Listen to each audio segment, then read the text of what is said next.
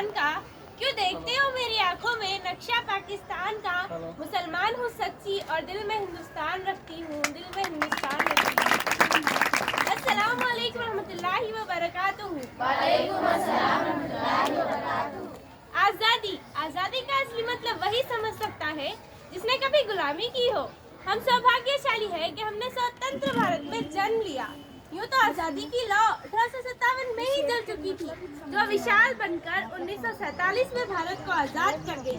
मैं प्राचीन, मध्यकालीन और वर्तमान भारत के कुछ उदाहरणों से ये स्पष्ट करना चाहती हूँ कि जब हम फिरंगियों के फेरे में फंस चुके थे, तब रंग दे बसंती चोला की एक आवाज पर टोलों के टोले उमड़ आते थे और इन्हीं लोगों के वंदे मातरम के नारों से खून बहने वाला 5 डिग्री का तूफान अंग्रेजों की जड़ों में तूफान ला देता था।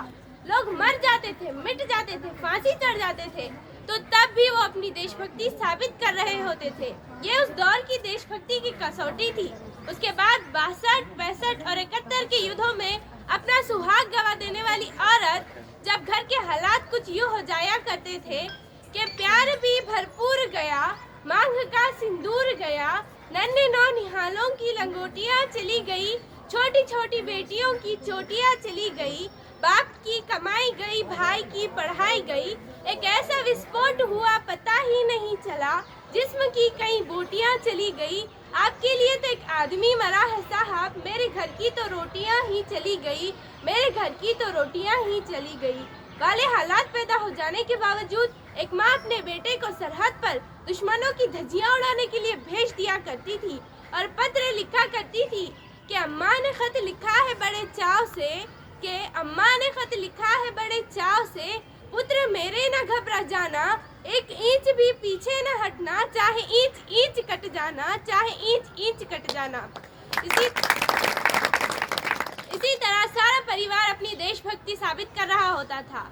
जब देश बलिदान मांगता था, जब देश लड़ जाने को कहता था, जब देश मर जाने को, मिट जाने को, फांसी चढ़ जाने को कहता था, लेकिन आज देश लड़ जाने को नहीं कहता। आज देश मर जाने को, मिट जाने को या फांसी चढ़ जाने को नहीं कहता, बल्कि मेरे विचारों के अनुसार कोई व्यक्ति अपना काम पूरी ईमानदारी, मेहनत और लगन के साथ करे तो वही सच्ची देशभक्ति है।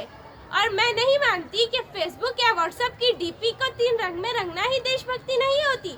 अगर आप कहेंगे कि साल में 2 बार हाथ में तिरंगा ले लेना ही देशभक्ति है, तो मैं पूछना चाहूंगी कि वो फुटपाथ पर रहने वाला बच्चा ट्रैफिक की छांव में नंगे पांव में जब तिरंगा बेच रहा होता है, तो क्या हम उसे उसकी देशभक्ति कहेंगे? जी नहीं, ये उसकी देशभक्ति नहीं है, ये उसकी पेट की भूख की शक्ति है जो उसे ऐसा करने पर मजबूर करती है। ना मस्जिद को जानते हैं, ना शिवालों को जानते हैं, ना मस्जिद को जानते हैं, ना शिवालों को जानते हैं, पेट के भूखे से भोजन के निवालों को जानते हैं, पेट के भूखे से भोजन के निवालों को जानते हैं। आज का ये युवा जिसके ऊपर जिम्मेदारी थी अपने राष्ट्र, अपने देश, अपने समाज की आशाओं को बांधे रखने की, वो 4 बाय 4 इंच की छोटी सी स्क्रीन पर अपनी कोमल उंगलियों के सहारे भावनाओं के इमोजी भेज रहा है। 4 बोतल बोट का काम मेरा रोज का ने भारत का भविष्य तबाह कर दिया है। हम एक ऐसे समाज में जीते हैं जहां लड़कों से बात करता देख जो भाई हड़काते हैं, जहां लड़कों से बात करता देख जो भाई हड़काते हैं, वही अपनी गर्लफ्रेंड के किस्से घर में हंस हंस कर सुनाते हैं। और मैं बता दूं, आज भी हम महिला सुरक्षा के मामले में 4थे नंबर पर आते हैं। हम एक ऐसे समाज में जीते हैं जहां पत्थर की मूरत को लगते हैं 56 भोग और भूखे नंगे तड़पते सो जाते हैं लोग, भूखे नंगे तड़पते सो जाते हैं लोग। एक देशद्रोही से ज्यादा तो देशभक्ति जब कर्रा उठती है, जब एक बेटा अपने बूढ़े माँ बाप को वृद्धाश्रम की चौखट पर छोड़ देता है। कर्रा उठती है वो देशभक्ति जब हम मुसीबत में फंसे लोगों की मदद करने के बजाय सेल्फी लेकर लाइक्स बढ़ाने में लगे हुए होते हैं। मजदूर को मजदूर समझिए, मजबूर नहीं। एक किसी गरीब को काम दीजिए, दान नहीं।